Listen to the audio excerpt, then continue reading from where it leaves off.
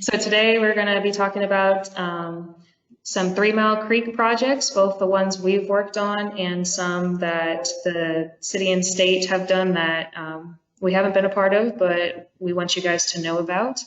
And so Katie's going to talk about that, and then Dave is going to focus more on the apple snail history, more data-based numbers and like what we're going to be doing with that, and also going into more about wildlife in 3 Mile Creek. So I think there's a little bit of feedback. If everybody could mute their mics. Oh, I think it's Dave.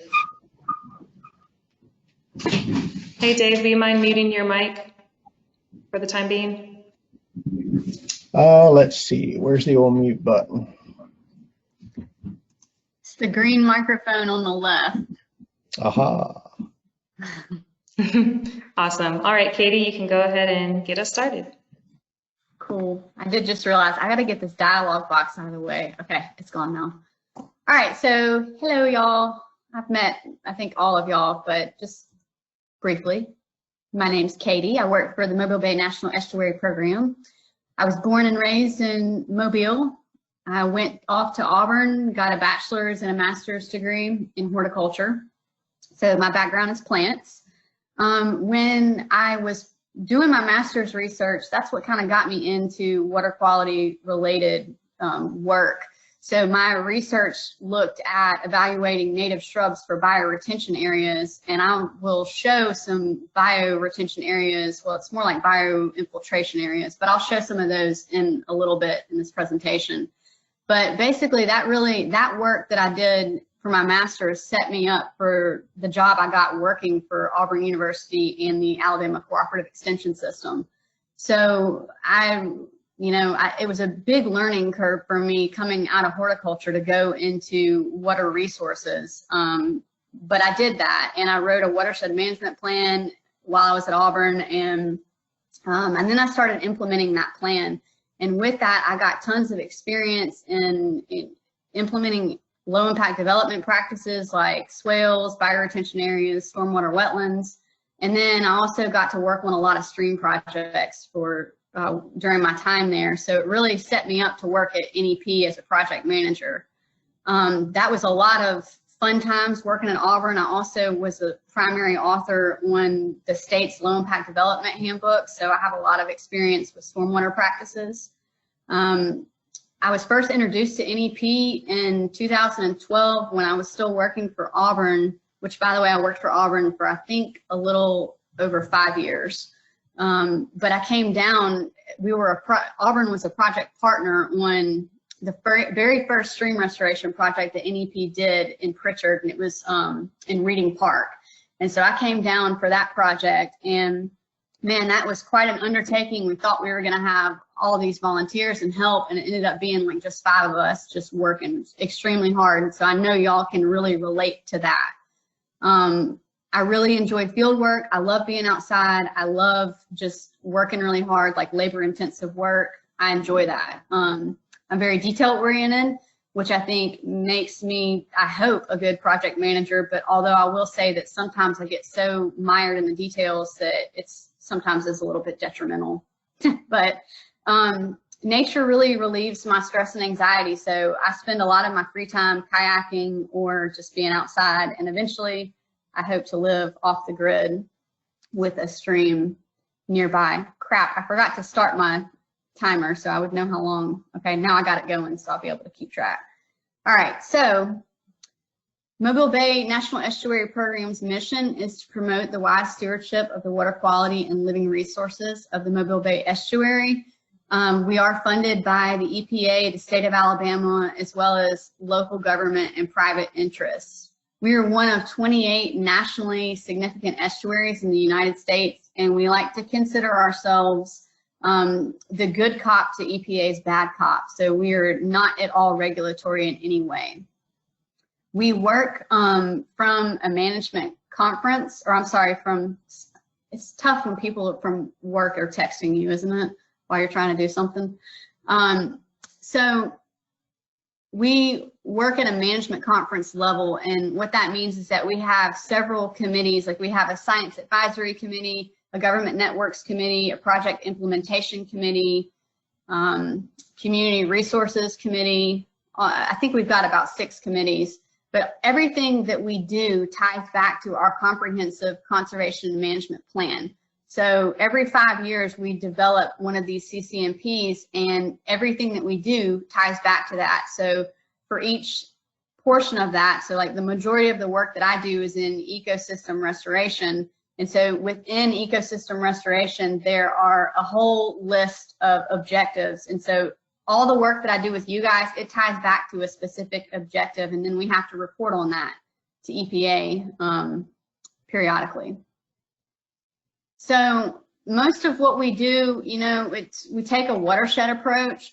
And so I'm sure a lot of y'all have heard of a watershed management plan. Basically, it's a comprehensive plan that looks at the characteristics of the watershed. So it really tries to characterize the land use, looks at existing data sets that we might have or that partners in the watershed might have. And the big thing is that not only does it identify the problems, but it has to suggest solutions. And so it's a completely stakeholder-driven process. And so it's not like we're going into a watershed and saying, okay, this is what you need to do. No, we like bring community members to the table at the very beginning so that we can ask them, how have you seen the watershed change over the past, you know, X amount of years? And what would you like to see happen in your watershed, or what are areas that you want to see cleaned up, or where you want to see projects, and what types of projects? And what this does is it really helps foster those feelings of ownership, because you know, you can write a watershed management plan, but at the end of the day, if you don't have partners that are going to work on implementing that plan, then it's, in my opinion, it's not worth anything. I mean, it's a great document, but you got to have that community buy-in and have partners that are willing to help implement it. Because we never want to put something in and then walk away. So this is just shows the watershed boundary for 3 Mile Creek. Can y'all see my cursor when that was one thing I forgot to ask you, Carrie. Like if I show you something, can you see that? Can somebody tell me? Yeah, we can. Okay, cool. I don't actually need it right now, but I will later. So I wanted to ask. All right, so if you look at the watershed here, you'll see that in 1974, it was 49% urban. So all this red space, this is all impervious surfaces in the watershed.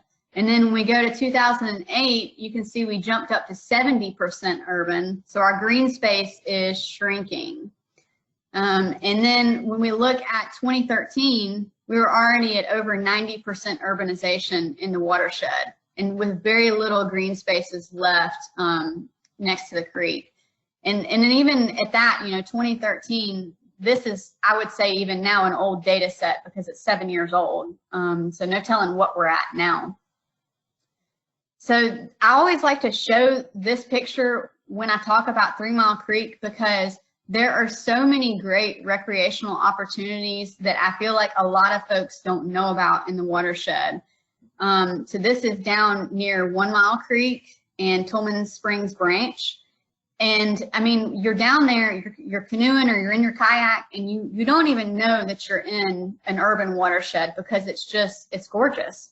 And a big part of these watershed management plans is always like reconnecting people back to the creek, especially in an urban watershed, because typically, you know, there is that public perception that the water is dirty, and that's usually, I mean, that perception can be pretty correct. I mean, considering like what a lot of the pollutants are that have gone into, you know, whichever watershed you're talking about. But I think a big goal of these watershed plans is to get people back to the creek, and so that they can really value it. And the thing is like it's a behavior change, right? Kind of like y'all that worked with me at the apartment complex that had all that trash. I mean, goodness, like that was days and days and days of trash pickup and cleanup. Well, what we needed there is a behavior change. We needed those people to care. And I will tell y'all, unfortunately, I have gone back and I have seen a little bit of trash out there. Sorry about that. So I was just going to show you. So this photo was taken like right here in the watershed. So some characteristics about the watershed, it drains 30 square miles in Mobile and Pritchard. And I know y'all are already familiar with watersheds, but sorry, I have my cats are going crazy. But what I like about watersheds is that they don't care about political boundaries. And so oftentimes you'll get multiple municipalities in a watershed. You might have, a couple of cities and counties. And what this means is that it's more partners at the table to implement that plan, which is awesome. So 3 Mile Creek was actually the drinking water source for Mobile up until about the 1940s. And at that point, it had reached a pollution level where they could no longer use it for the drinking water source, and they shifted to Big Creek Lake.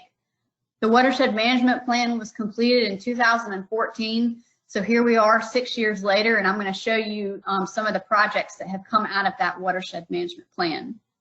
The major challenges are trash and litter, sanitary sewer overflows, stormwater runoff, erosion and sedimentation, and invasive species.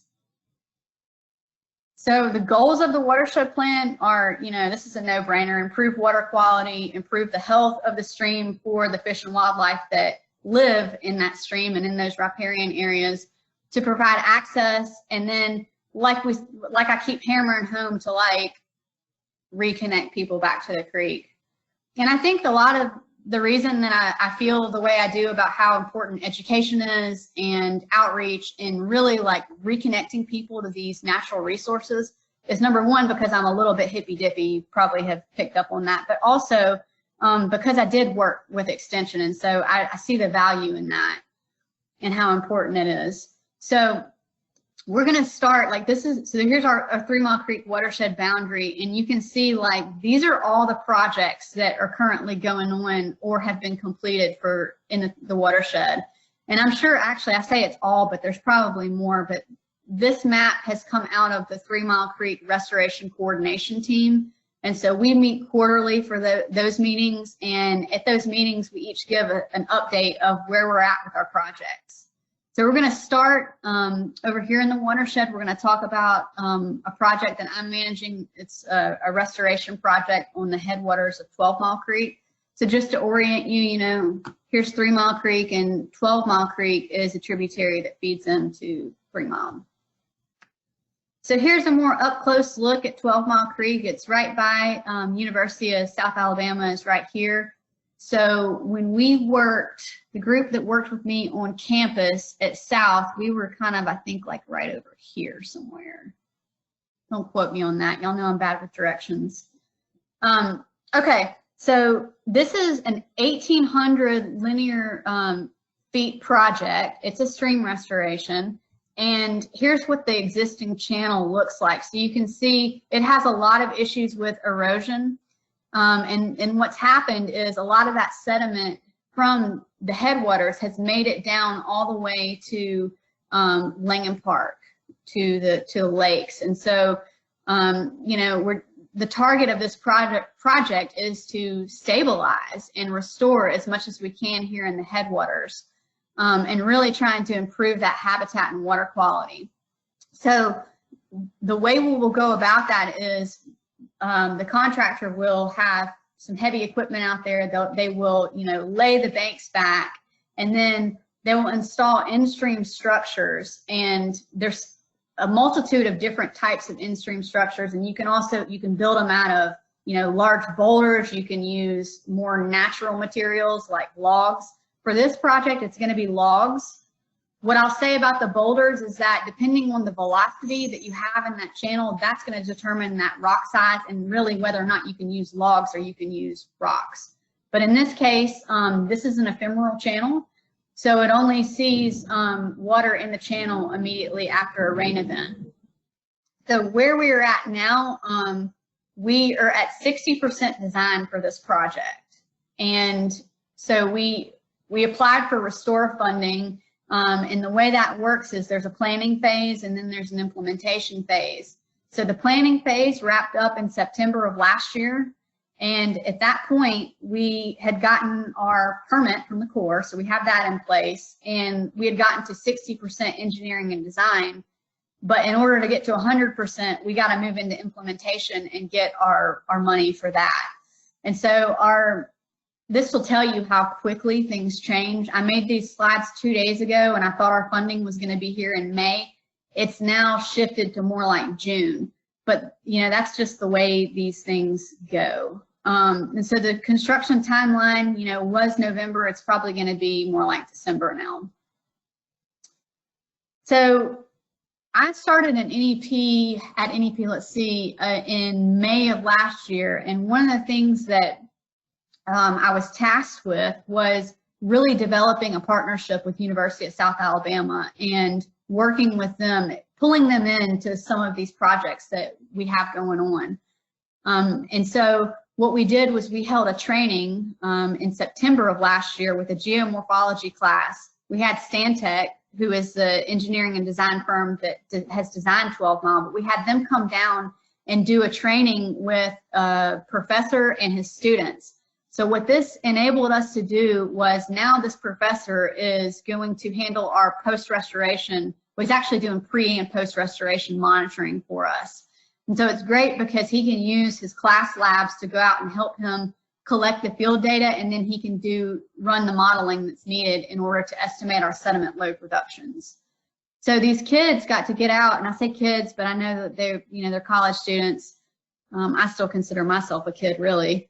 But anyway, so the kids got out and they were able to, they got the experience of measuring for the bank erosion hazard index, near bank stress, and then what you do is you take those two factors and you put those in, run those into a model. It's the Banks model, which is the bank assessment of non-point source consequences of sediment. And then what that will give you is an estimated load reduction. And so you can look at how much sediment is being currently produced in the system, and then you can look at your post-restoration data that you collect and then estimate those load reductions. So we have our 12 Mile project, and then the city is also working to stabilize about 8,200 linear feet of 12 Mile downstream of where we are. So there is a little bit of, there's some stream in here, between our projects. But I wish I had put a picture of, it's always like you realize what you should have put when you're giving it. But once you see like 12 Mile, once it gets to like University and East Drive, it is a perennial stream. So it's got water in it year round, and it's a much larger channel at that point. And so what they've seen in that part of 12 Mile Creek is, again, a lot of erosion, and all of our sediment is ending up way down here. And so their project starts here, goes to University, and then downstream of University goes all the way to Langham Park. And so what they need to do is they're going to have to put something in here to slow that velocity down, to dissipate that energy, and then they'll work to just stabilize and reinforce the entire length of the stream. And really what that's going to come down to is rock. That's going to be what they use. They are going to raise the channel elevation to the historical elevation.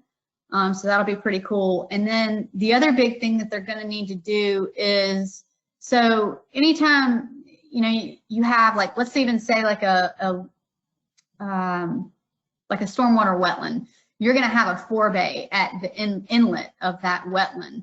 And that forebay is going to allow it to trap that sediment so that sediment doesn't then clog the stormwater wetland. And the same situation is true for the lakes at Langham Park. So they've got a forebay at the end of 12 Mile Creek there at Museum Drive, and they're going to need to dredge that out and restore its volume so that it can function again properly.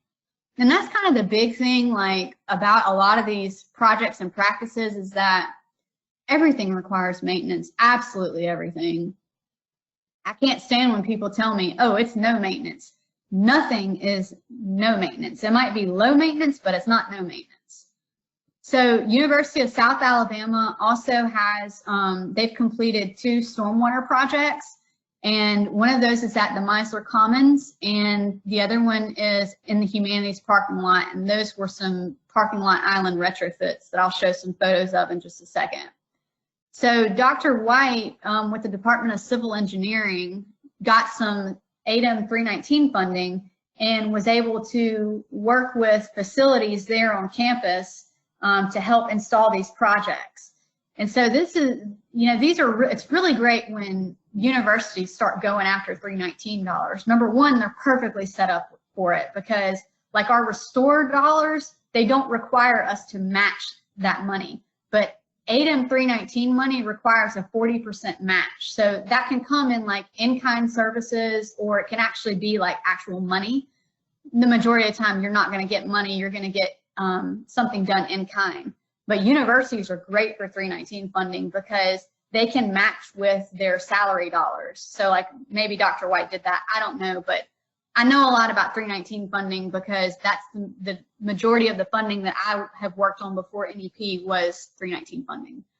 So basically these practices address stormwater runoff, volume, velocity, and then also sediment. So the ones at Meisler Commons were essentially, they had a 5% slope and then they had areas that were just bare soil. And so what they did was they went in and they excavated out sort of like a basin, if you will, and then they filled that with different layers of stone. And then this is going to typically be like an engineered media that's meant to be very well drained. And so the other really important thing, I mean, I kind of think of this as like a French drain. That's basically how these function. But you have this overflow pipe here, this little mushroom shaped thing. And so these practices are always going to be sized to capture the first flush. That's the first inch of runoff. The reason that you size it for that first inch is because if you think about like, let's just think about like, I like to think about the dead of summer, like when it's just really hot and gross, we get a rain event. Think about how nasty that pavement is. Well, that first inch is going to contain all of the pollutants. And so what these practices are sized for is just to capture that first inch, and anything over that inch just goes immediately into the overflow structure and then into the existing storm drain network. Oh, wait a minute. One other thing I wanted to mention was that there was also a student that worked with Dr. White that sampled this practice and found that they had a 78% reduction in sediment, 50% for nitrogen, and 65% for phosphorus. So it's always good to be able to do actual sampling to compare it to modeling, because with all of these grant funded projects, you have to turn in what your pollutant load reductions are. And so you can model that all day long. But Dr. White wanted to see, okay, how does this compare to what the model showed? And I think the model estimated 75% sediment load reduction, and they got 78. So basically their numbers came out and matched the model, which was really cool. So the second project for South, they have these two parking lot islands in the Humanities parking lot. And basically what they did was they removed all the curb on one side. And so for any of these practices, like you're going to want to, you got to have your practice perpendicular to the flow that's coming in. And so this functions very similarly to the practice on the previous slide. But this one has just, your typical landscape plants in it. One comment that I will make is that were this in an area that had a lot of sediment coming in, they would need to have a pre-treatment like filter strip or something to trap that sediment, because what's going to happen is you get too much sediment going into this, it's going to clog, and that's going to just create a maintenance nightmare. And the other comment that I feel like I've got to make is that, when we wrote the Alabama handbook for LID, we recommended using hardwood mulch in these practices. We steered away from pine bark mulch because pine bark typically will float and hardwood doesn't float as easily. Now the problem with that is that wood mulch isn't nearly as readily available as pine bark. So I asked Dr. White, why did y'all decide to use rock? And the thing with mulch is that you have to constantly replace it. And so like this is less maintenance. I'm interested to see how it does. Because they installed it when it was really hot, and I'm always a big proponent of like, don't install plants in the dead of summer unless you're going to be out there every single day watering them. So anyway, we'll see, but they look good. I mean, so far. Okay, so moving on to the rain barrel, and I got to go quicker, so we're going to move through some of these slides. the goals of our rain barrel program, this is in the lower part of the watershed. This is in an area where it's prone to flooding. So you can see these little blobs here show you areas that are flood prone. And so we've really tried to recruit people to install these rain barrel systems in this area. Number one, because they have flooding issues, but then number two, because they pay crazy amounts for their water bills every month. And they're already in a low income area. And this is Tolman Springs Branch in Pritchard. So I always think of rain barrels as kind of like the gateway drug, because as soon as you get one, like you realize how quickly you can capture 50 gallons of water. And although you can't use it to like drink or anything like that, you can use it to wash your car, to, you know, water your garden, all that kind of good stuff. So this was a program that has been worked on by NEP for a while. Over the entire lifespan of the project, they have installed 152 barrels. And then they even worked with Conservation Corps back in 2017, and they installed 36 barrels at 18 homes. And so we have a lot of great partners that work on this. And what I want to say is that this is such a great educational opportunity for these people, because it gives them a chance to start thinking about non-point source pollution and what they can do in their own yard to help conserve water. So I know all of y'all know about the litter getters and the ETAP protocol, Escape Trash Assessment Protocol. I had to throw this picture in here because number one, I'm pretty sure that's Don Bates, and he actually has hair in this photo. I thought that was really interesting. I ran across this yesterday and added it in. But look how far we've come. Like, this was Maple Street, and there is not nearly that amount of trash in there now. I mean, this is just, isn't this crazy?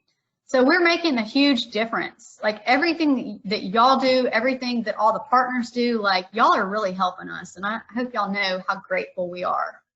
So this is just a map showing the litter getters that have been installed in the 3 Mile Creek watershed.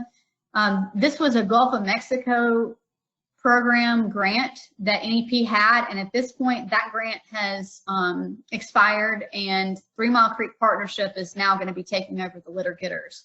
But what I wanted to really show y'all is that our goal was to collect 4,800 pounds of trash. We exceeded that goal by almost 187%.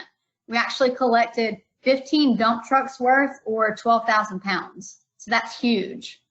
And then, you know, because we do that ETAP, we can look at what percentage of that trash was plastic, what was styrofoam, and then we can even break that out even further and see, okay, of that plastic, how much of it was like, you know, water bottles, how much was food wrappers. And so what that really started was a Ditch the Disposables campaign. And so we reached out to, I say we, it was not me, it was Madison that works for NEP. She reached out to Big White Wings in Pritchard, which is a local restaurant that does just takeout, and got customers to fill out surveys. And so what we did was we took their styrofoam packaging and we replaced it with a sustainable, like, paper-based packaging. And then we said, okay, you know, I need you to fill out the survey and you can win a 50-inch flat screen. Well, of course, anybody's going to fill out a survey for, like, to win a free TV. And so what we found was that most of the people said that they would actually pay more for more sustainable packaging, and that I don't know if it's on here. Yeah, so it is on here that they would pay, 25% of people said they'd be willing to pay 10% more, or 10 cents more per menu item, which is pretty cool, making a difference. So I've only got 5 minutes and I'm just now to the invasive control plan. All right, so this is another one of the projects that I manage. So basically, this control plan was completed in April of last year. And so all of their sampling was done in 2018. All the pink dots are everywhere that they sampled, that the contractor sampled, looking at invasive species and native species all along 3 Mile Creek and its tributaries. And so what this gave us is this huge document that has every invasive plant in the watershed. Well, I don't know if I would go as far as to say everyone, but the majority of them, because remember, we saw Ardesia out there, and it's not in the plan. Anyway, so what it gives you though is like it's very detailed and has a section for each plant, tells you how to identify it, and then the big thing is how to control it. And it even has this really handy calendar that tells you, you know, let's say like for kudzu, you know, you could do a cut stump treatment and when can you do that. So this is a really cool reference tool, and you can find this on our website if you're interested. But I did want to mention that it's not just chemical control that is recommended for alligator weed. In fact, they do recommend biological control, which is pretty cool. So, you know, being able to introduce more insects to chew on these leaves and really control some of these nuisance plants. And here's just some more screenshots. So our goal for the invasive species control plan is to manage invasive plants and apple snails in a total of about 90 acres. So these are the 6 priority areas that were identified in that control plan across the watershed. And so in a second, I'm going to show a map to show y'all where y'all worked. But so basically everywhere that you see where there's the red and the orange, that means there is a very high percent cover of invasive plants in those areas. So, you know, we came out of this knowing, okay, these are the areas where we're going to target when we get our implementation funding. And so y'all have been instrumental in helping us work on that. So I see my dots have kind of moved a little bit somehow, but basically when y'all were out there working with me, we worked in this bottom half of this first priority area. We pretty much covered, I would say like 2 of those dots there. And then on South's property, we worked in this parcel here, this priority area. So y'all have been like, you don't even know how much help y'all have been to me. Like I can't even express to y'all how thankful I am that y'all have worked on this with us. And so the total plants that, and this is Chinese privet was, I just totaled up privet for this talk, but we pulled or applied herbicide to almost 10,000 plants just in that time that y'all were working out there. And then when I had AM&S Calvert out there. So thank y'all so much. Have I thanked you enough? All right. So moving on to the apple snails. So the goals for that project are first and foremost to eliminate the egg-laying surfaces on the lake and the island shoreline vegetation. That's going to be crucial to this project so that we can get to a point where we're only like trying to kill those eggs that are on the hard infrastructure or like on the areas that you can't get to by foot. So like maybe get in a kayak and go get the eggs that are on the cypress knees. So right now what we've been doing is Tom and I from NEP have been going out once to twice a week and collecting adults and working on the snail eggs. And I'm going to tell y'all right now, that is a lot of work. And so again, thank you. All right, and so the other plan is to lower the water levels in the lake to so that we can basically decrease our area footprint where we need to do our work. And so that's going to allow us to use less copper sulfate when we get to the point that we're doing chemical treatment, but also make it a little bit easier to manually collect those adults. So our update, we still expect our, no, we don't still expect our funds by May. This is wrapped into that 12 Mile Creek project as well. So it's all one big grant. And I'm thinking again, like I said, June. But right now what we've been doing is we've been having meetings, planning meetings every 2 weeks with the city and then folks from NEP, and then Dave has been there. Dave, thank you. Gosh, I could not do this project without your help. And we've been coordinating with Parks and Rec, and they're actually going to go out and knock back, they're going to herbicide all of the emergent vegetation on the shoreline of the lower lake. And I've been out there this week. I'm not sure they've started, but they did tell me that they'd have it done within 2 weeks. So y'all know me, I'm going to hold them to it. All right, so yeah, I think that's pretty much it. Oh wait, I got one more thing to talk about. And then, you know, the city also has a dredging project that's wrapped into their restore project. So their restore project is the dredging, and then their work on 12 Mile Creek, their stabilization of that 8,200 feet. And so the city has money that they will be getting to remove 3 feet of sediment out of the lakes. I'm pretty sure it's still going to be 3 feet. I don't know. They may have had to decrease that down to like 1.5 feet. I'm not sure. But they do plan to leave all of the existing trees. And basically, they're only at 30% design for that dredging project. So, you know, how they're going to go about that is still somewhat up in the air. But what we do know is that we need to get as many of those apple snails out and do as much apple snail control as we can before they dredge. And the reason for that is that, you know, as they dredge, y'all have been out there, you know how tiny the snails can be. I mean, we were out there yesterday and they were like the size, some of them were like the size of a dime, all the way up to like the size of an apple. So anyway, like I said, we're still in the beginning like of planning this whole thing, but it really hammers home the need for partnerships and working together because, you know, sequencing of these projects is very important, right? I mean, because any restoration that you do is ugly first. Like it is going to make a mess before it comes back together and ultimately benefits the ecosystem. So if we were to go ahead and do our project after, like our stream project, where we're gonna obviously, you know, lay those banks back, we're gonna loosen up some sediment doing that. If we did that before they dredge, that would just, or I'm sorry, after they dredge, that would just be not a good thing to do. So the importance of sequencing was the point I was gonna make. And with that, I think I only went 2 minutes over. I'm gonna hand it over to Dave. Thanks, Katie. And I see that we have a lot of questions in the chat box, but we're going to hold off and let Dave, because Dave continues where Katie left off. So Dave, I'll go ahead and pull up your slides and we can get started.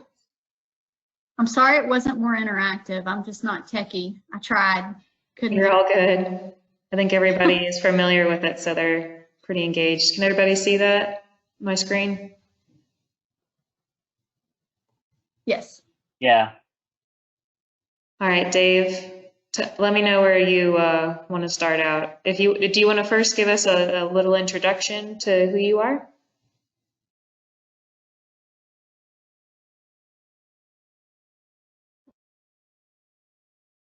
Okay, can you hear me? Yes. Okay. So my name's Dave Armstrong. I've been here about 26 years almost with the Department of Wildlife, Freshwater Fisheries. I'm a fish biologist and supervisor here. My background, I started out at Ohio State University, got a degree in zoology, moved out west a little bit and worked for the Forest Service, Corps of Engineers, back to Tennessee with TVA, worked at Auburn for a year. And so I've kind of been all over, lucky enough to do aquatic resource work in all those agencies. And I'm an old SCA guy myself. I worked in Alaska. I was lucky enough to work in Alaska for 3 months with salmon and trout, char, kokanee. And that was a really cool project. It was very remote, pretty much by ourselves.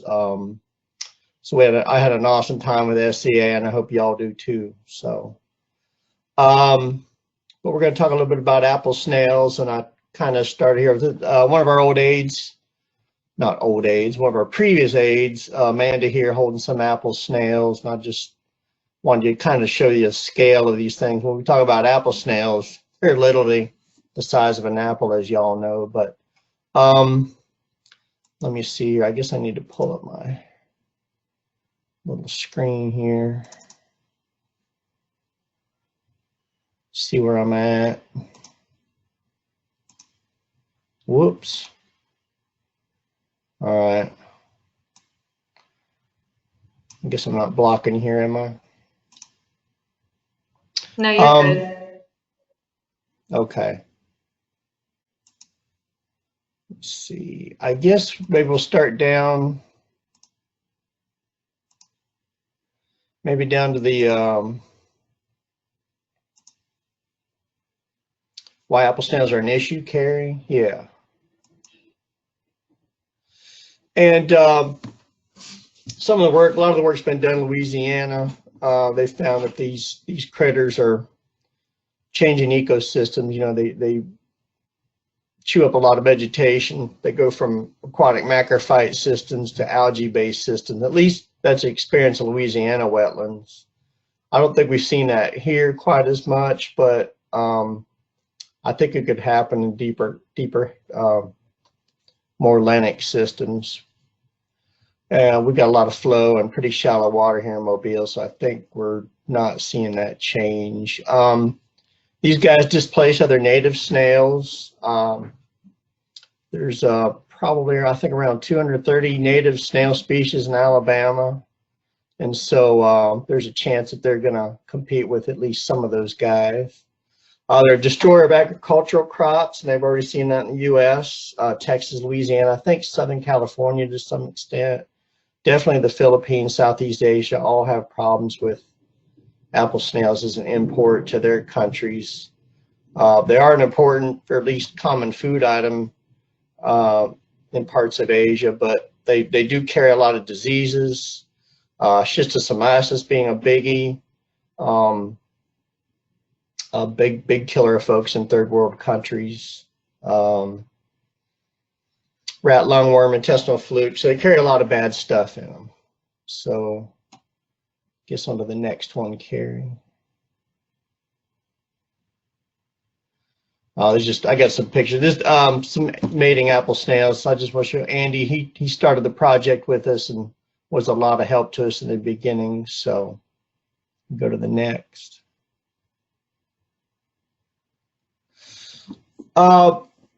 Our control approach was sort of, we kind of joke about it's kind of like a scorched earth policy.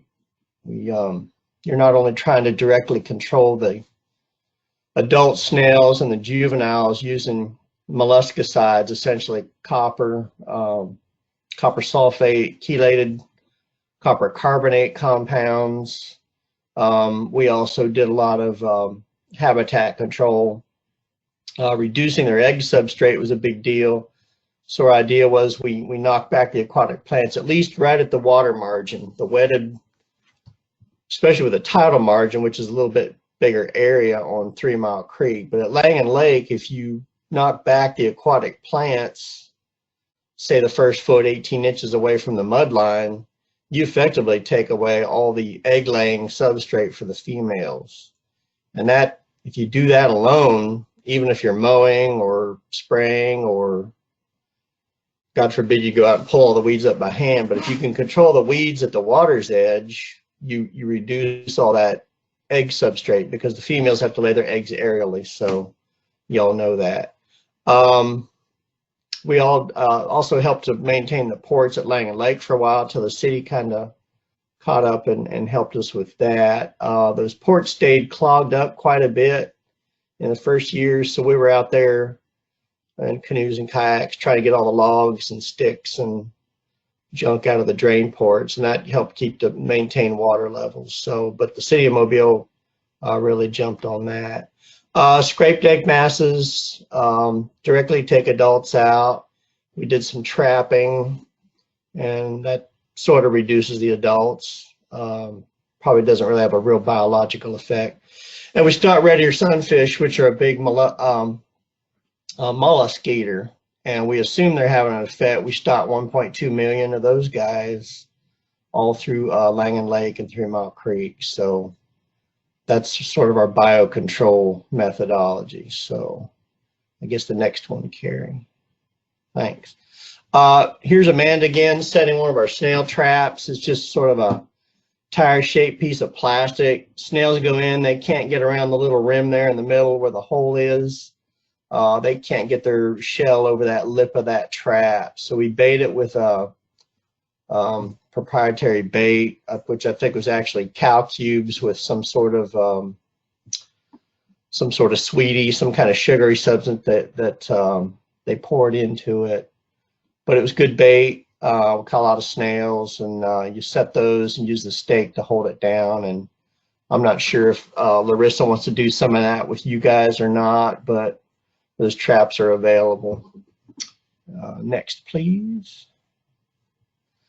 And besides Langan Lake and 3 Mile Creek, downstream, we had a Blakely Forest Pond here in Spanish Fort, had an infestation. We also had a 2-acre cow pond in Coffee County that had an infestation.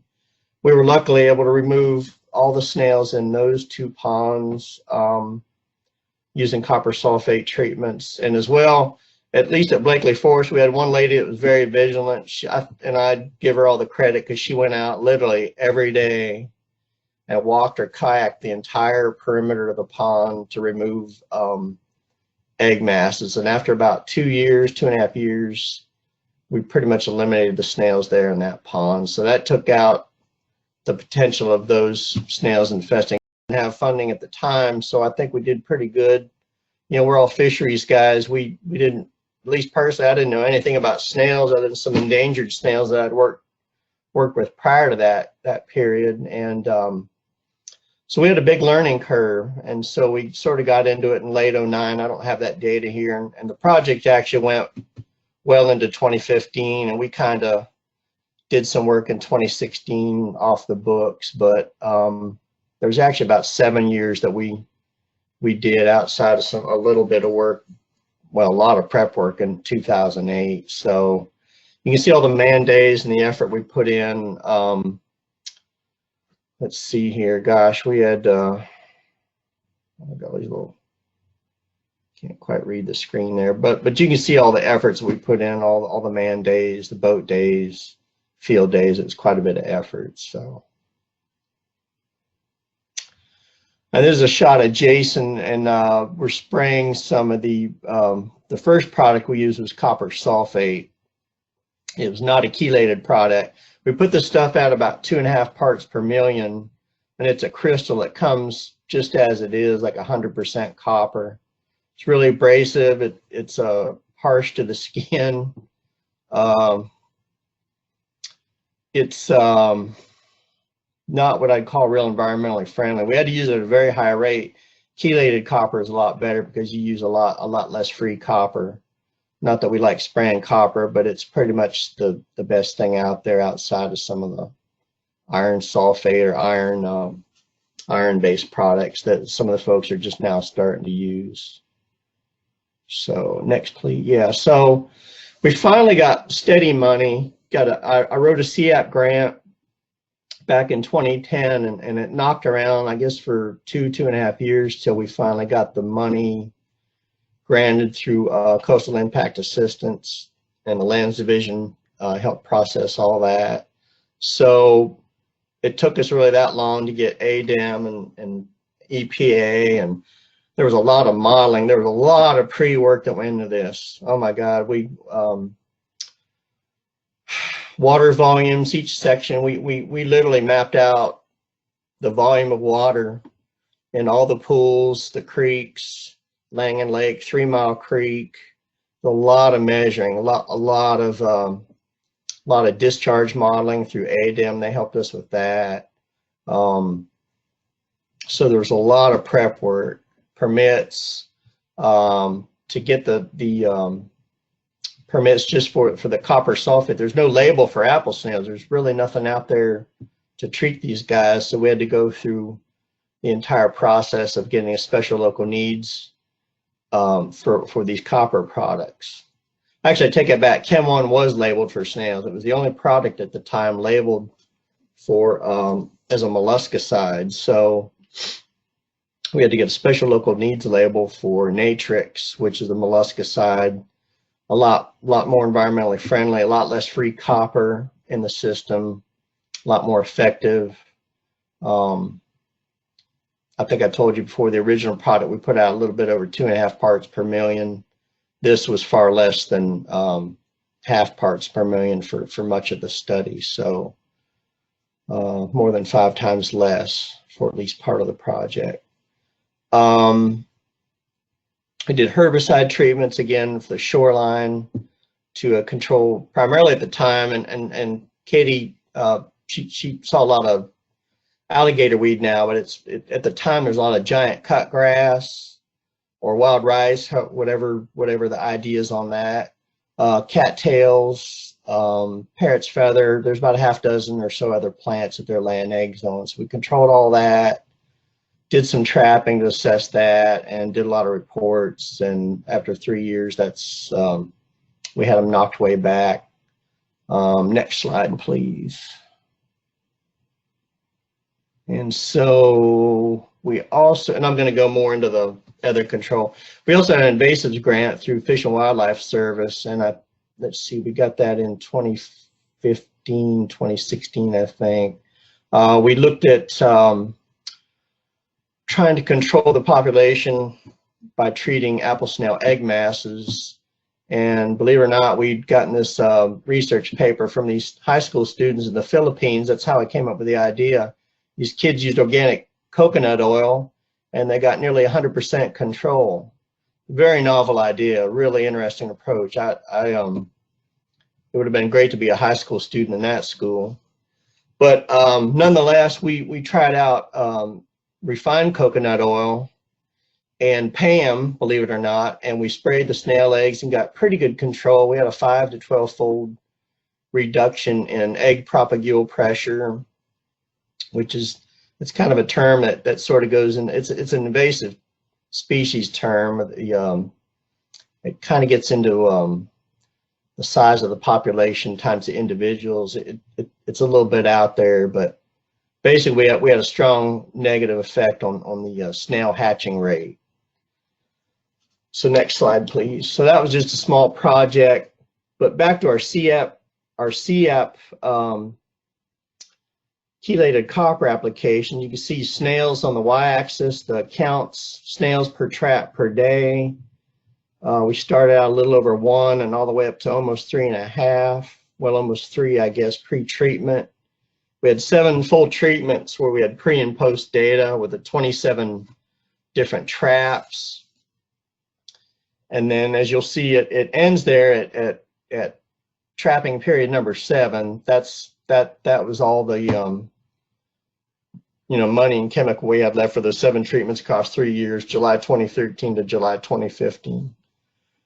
And then we continued to trap through July 2016, and you can see the snail population coming back up again. So we actually trapped the same 3 sites. So we got a lot of data, a lot of snails. I think it was around 53 or 5,400 snails we trapped. But the population rebounded very quickly by July 2016 to about half what it was 3 years prior. So this is some of the plants. Again, giant cutgrass. And I'm not sure the ID here, Katie, but I know it's Zizaniopsis. They're related to each other, wild rice and giant cutgrass. We thought we were looking at giant cutgrass mostly, and I still think we were, but we controlled a lot of it, killed a lot of it, and it's still gone. And so at the time, that was sort of the big egg substrate habitat for apple snails.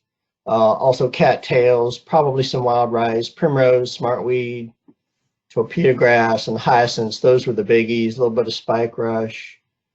And all these other plants also had apple snail eggs on them. Some of those, as you can see, are non-native. So next, please. And I just want to go over some of the partnerships. And this is a fairly exhaustive list, and I actually updated it. So if there's any shortcomings, especially for, I think I put NEP in there, and I think I got everything correct. You know, what folks contributed. The dollar signs were funds. IK means in-kind services. You know, they literally had staff to come out and help. The capital M's for materials. And hopefully I honored everybody correctly on here. CONS was like consulting services, where they literally probably didn't come out and help on foot, but they certainly had a strong influence on what we did. So you can see all the agencies and NGOs, including SCA, NEP, and lots of universities and agencies that contributed to this project. It's been a real undertaking and still is. So that's all I got on that. We're going to switch from snails pretty quickly and go to a fisheries project, just to give you all a taste. I don't want to get too deep into the fisheries stuff, because I could go on, you know, all day with that. But we had two kind of major projects that we worked on that it all co-occurred during the snail work. And since we were so busy and with just three field staff, including me, we tried to implement some research projects that were also in 3 Mile Creek. So we had a lot of complaints about largemouth bass. You know, they were small and chunky. That turns out that's more of a genetic thing, and it has to do also with salinity influence on growth. And I won't get into all that. If you got questions about salinity and growth, that's a whole bunch of other stuff on the side. But nonetheless, Hurricane Ivan had a big effect on the Delta, and we'll get into that. And then we also had Alligator Gar stocking enhancement project, and we'll get into that. So on to the next slide.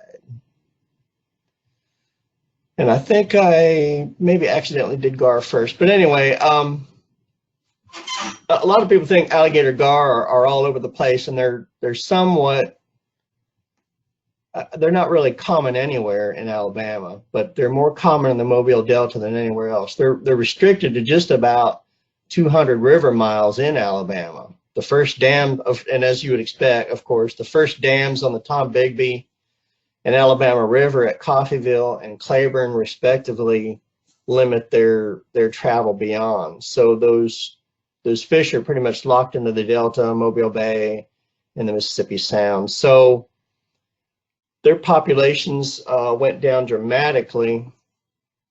And next slide, please. And you'll see why, at least in part. Oh, I got the wrong one. That's all right.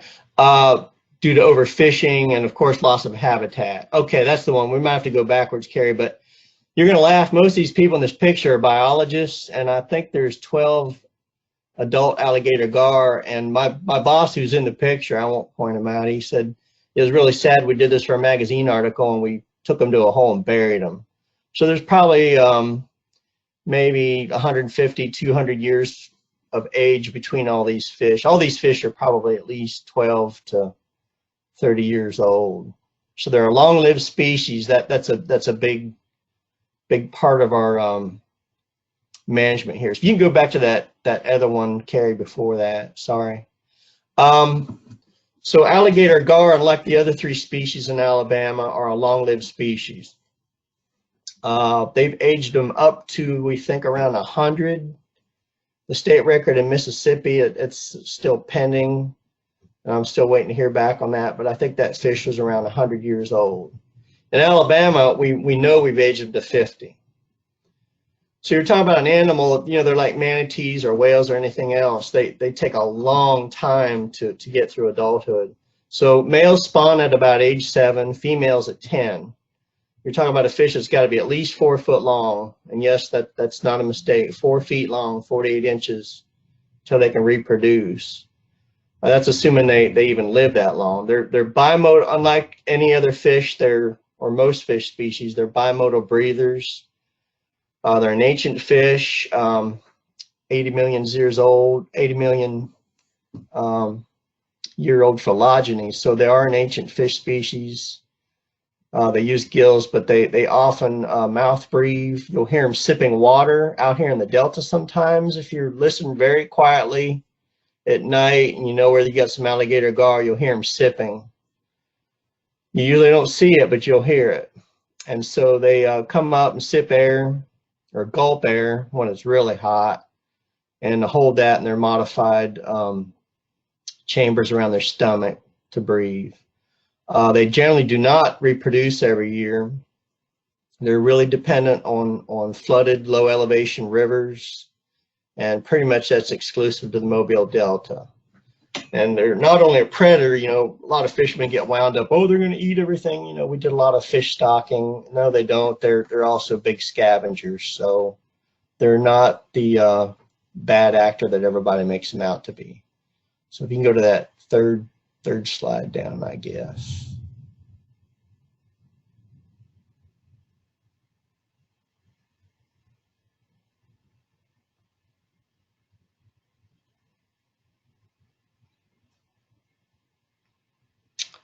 Oops, yeah. Oh, and I just want to show this kind of neat. This is the state record gar I measured back in '04.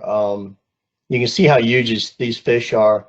This fish was 7'6", and I don't have a picture of the whole thing, but if you look at the scale of Mr.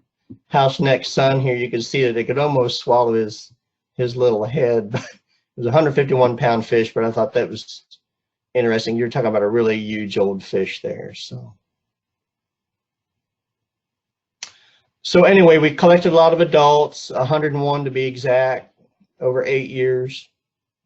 We spawned these fish out at Marion Fish Hatchery in Perry County. It's about 3 hours north from here. We did some free spawning in 20-foot tanks, but we started out stripping females and males into tubs, and so we, if any of y'all ever worked with fish, but we get these eggs, we separate those eggs into separate tubs so that we can get cross-fertilization between lots of males. So we might take one female, but we'll breed her with 5 to 10 different males to get a lot of genetic diversity. And so we got a lot of what we thought was pretty good genetic diversity doing that. So strip spawning is essentially massaging the belly. Of course, you give her a hormone injection first. We give them LHRH, used to be gonadotropin, human gonadotropin, but we use LHRH, and that really gets them fired up. So that's just a little aside. So we stock these fish by boat, about 10 different locations, and at boat ramps. And next slide, please. And I think we had around, let's see, 97,000 fish stocked just in Claiborne. About 88,000 were fry, and almost 10,000 were advanced juveniles. So that's all right. We'll go to the next one. And so, again, I didn't want to dwell on that too much. If you got questions, you can always email me. So the second project was Mobile Delta bass. And real quick, Dave, sorry to cut you off. I'm just looking at our timing. Oh, that's cool. Would you like, is this, how much longer for this topic, or would you just like to end there? Just looking at it's up to y'all. I'm not on any time limit, but if y'all got to stop, that's cool. Or we can, do it another day or whatever. Let's see. It's up to y'all.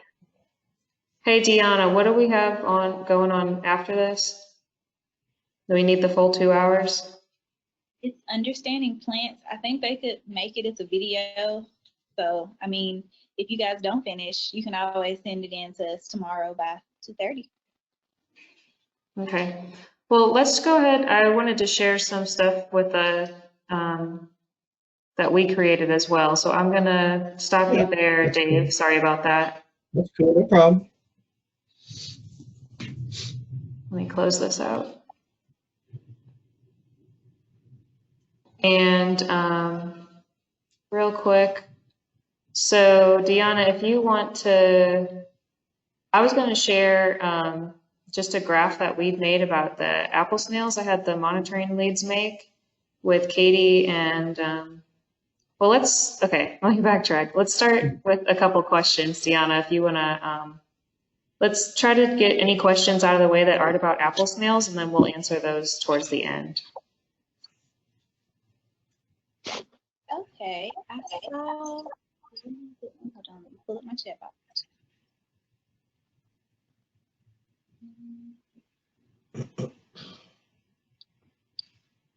Boris, you had a really good question. You want to ask yours?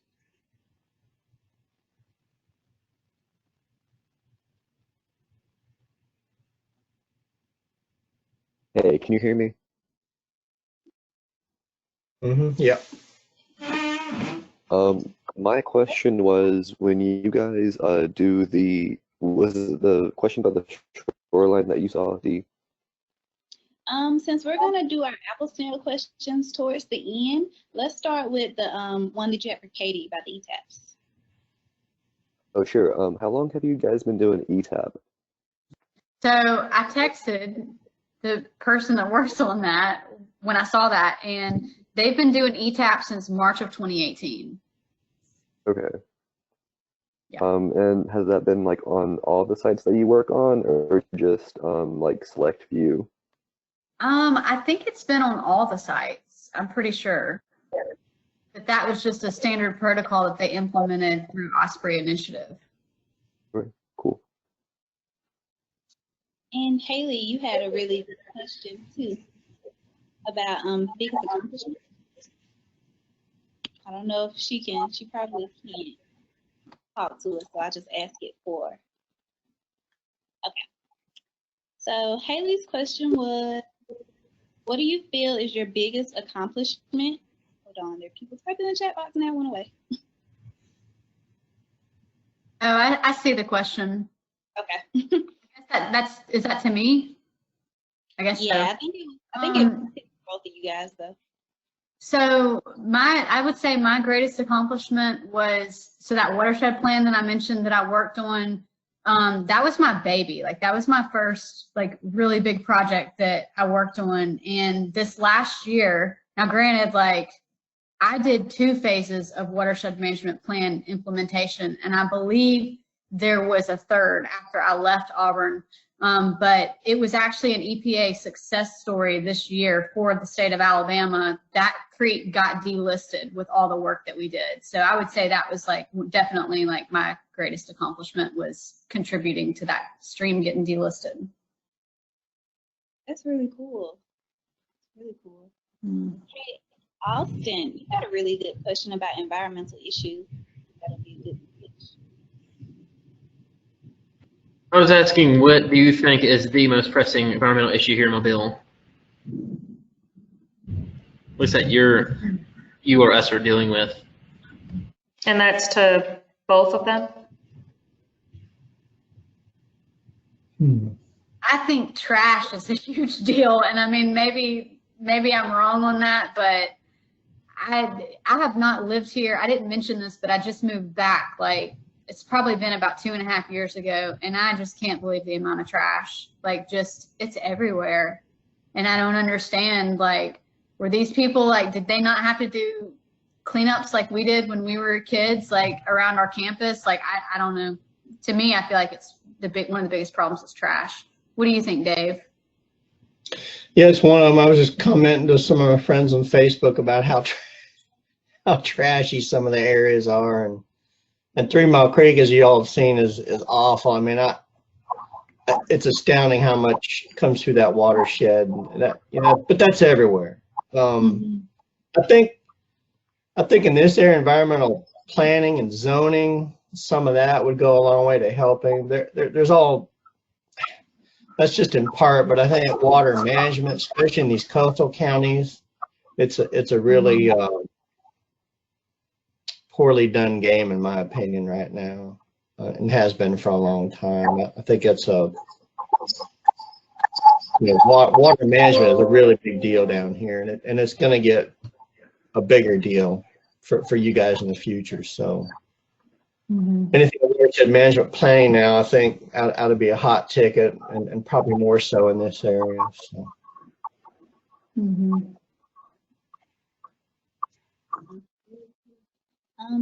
Ashley, do you want to ask your question? I think we all have pressing questions about the beavers.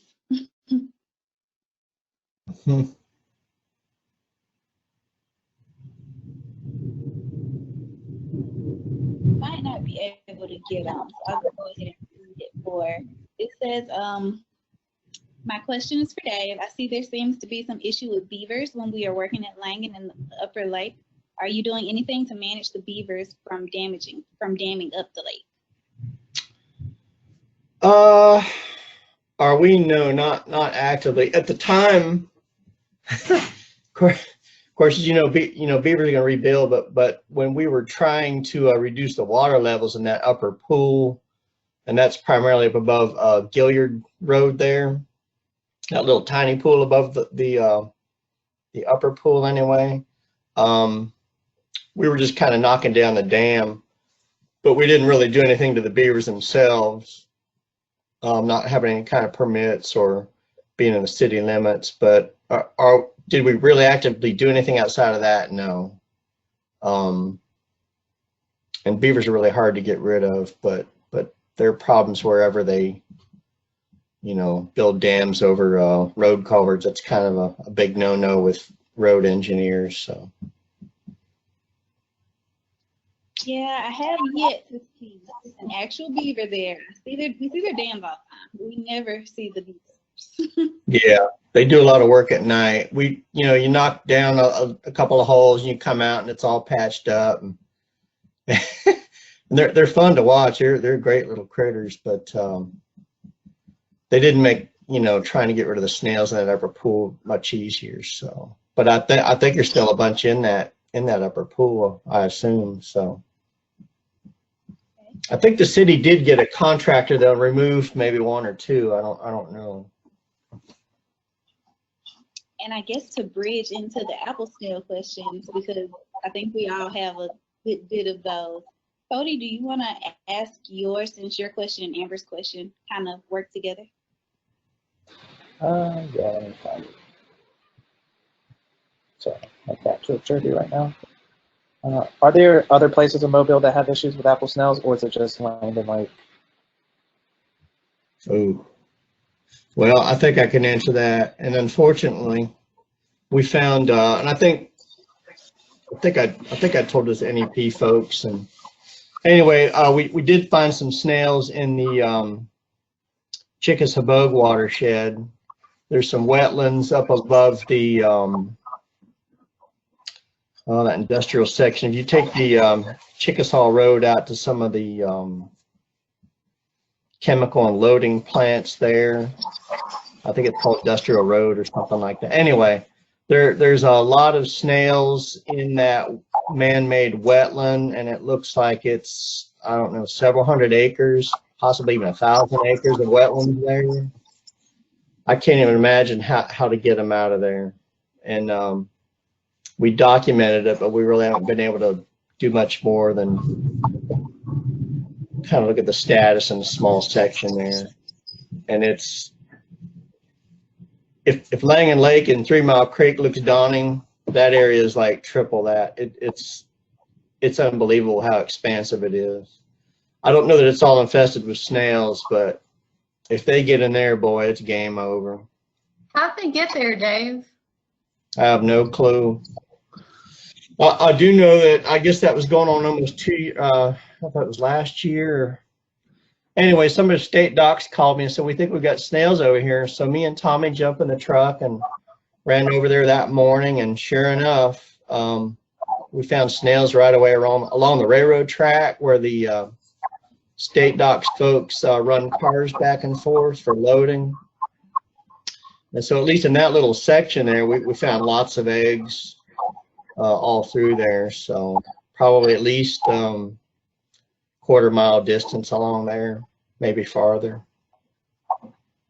They're not far from the river, and I don't know how close, and I hope they're not in the river, but there was some islands and dikes that might keep them out of getting into the creek proper. But boy, if they get into there, it's going to be bad. So, and I really don't know what to do with that chunk of water. I don't know what you can do. So yeah, there are other places, unfortunately. But right now, as far as we know, they're just in Mobile County in those 2 watersheds. So, I guess question, Boris, your question about the vegetation, that's something that I think really good to know, because I've noticed that too. There are birds that are nesting in those areas. Yeah, my question was about when you were saying you'd remove, I think it was up to 2 feet of the vegetation from the shorelines. Would that have any like adverse side effects to the animals that use that vegetation for either like nesting or for feeding? It could. There are certain birds that like to be right at the shoreline, purple gallinules, and there's probably a few other species. I wouldn't say we saw lots of purple gallinules, but we saw a few. I don't know that they actually require that habitat, but it might have had some negative effect. And honestly, we had a hard time really controlling emergent plants anywhere except for the kind of that section between MLK and Stanton Road. That's really, even to Stanton, we had a lot of troubles there. So did we have an effect? I don't know. I'd like to think not, but I'm not a bird guy either, so I don't know. I'm sensitive to it, but I don't know that we had a negative effect. I was just Yeah, curious. Thank you. don't you think it kind of comes down to like if I'm sorry, I didn't mean to talk over you, Boris. But I mean, it's kind of like 6 to 1/2 dozen of the other. Like we have to go out there and we got to get rid of the snails. And Yeah. like, are there going to be casualties? I don't know, but that's one of the questions that I've really been asking myself, with deciding to lower those lake water levels. Like, well, number one, that's going to drive DO down, temperature up. Like, what effect is that going to have on other things living in those lakes? And because I don't like the idea of anything dying. I mean, if I'm being honest with you, I don't even like killing the snails, but at the same time, like, I got to. So what you gonna do? I don't know if y'all can still hear me. On an aside, we did do two Section 7 reviews through Fish and Wildlife Service, and they deemed that we probably would not have any, giant effect on endangered species. So we at least jumped that hoop. There's a few around there, like red-bellied turtles and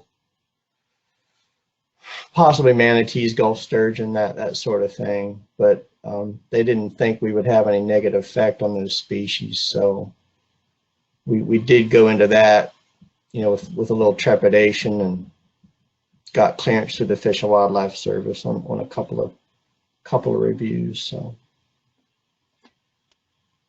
Awesome. So Deanna, is there a lot more questions? I was going to share the graphs we made real quick, if not.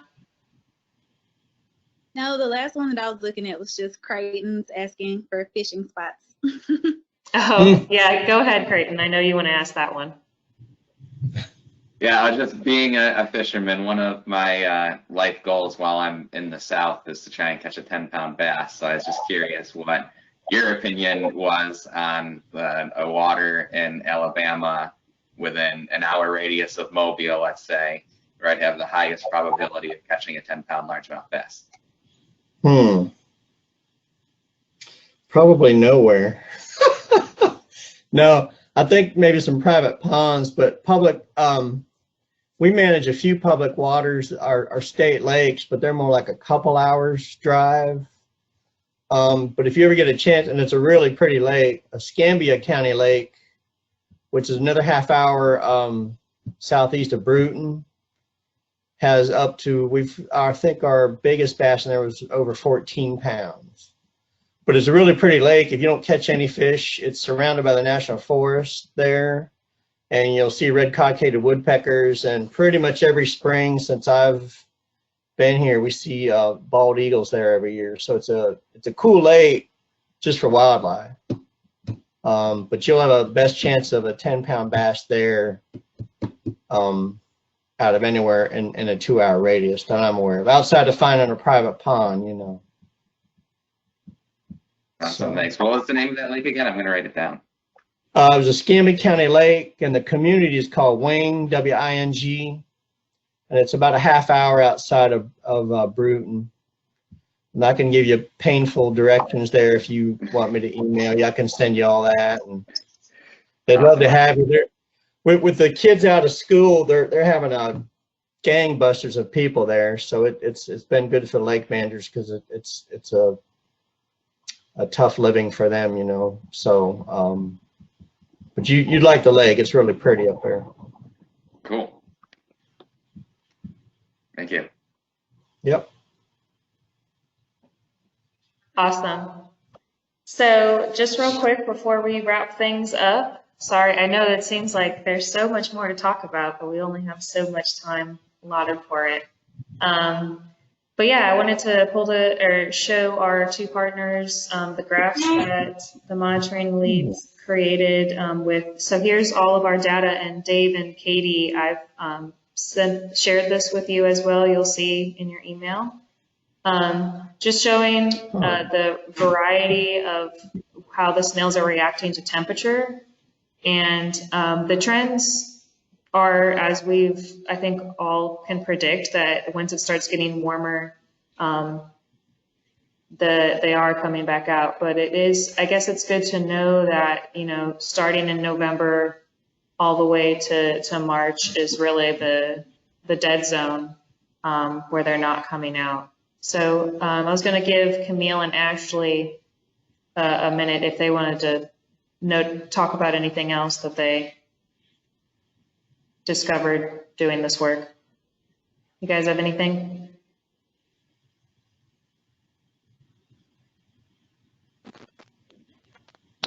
I just thought it was really interesting because I know our guys, like our crew and I, we collect the numbers and stuff, but actually to see the graph, and I'm glad we're sharing this with not only Dave and Katie, but with the whole crew as well.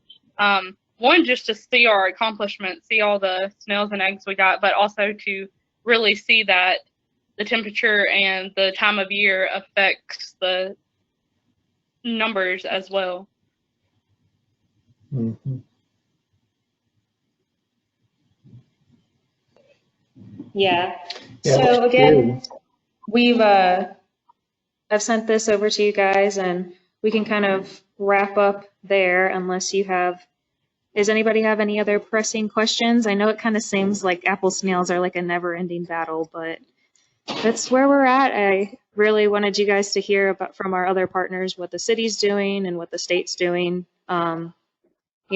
That all of our hard work working on this project isn't going unseen. I got a question. I want to know how y'all got 500 snails. I don't know when it was, like 3 weeks ago or something. Like, are y'all getting in kayaks to get them, or are y'all just doing it on foot? What are y'all doing? I need to know. I want to get 500. Both. We're doing both. Do you know? We're, like, we're are on there the hot kayaks. spots? And the thing is, no, they were definitely connected. So I'm assuming that it's mating season.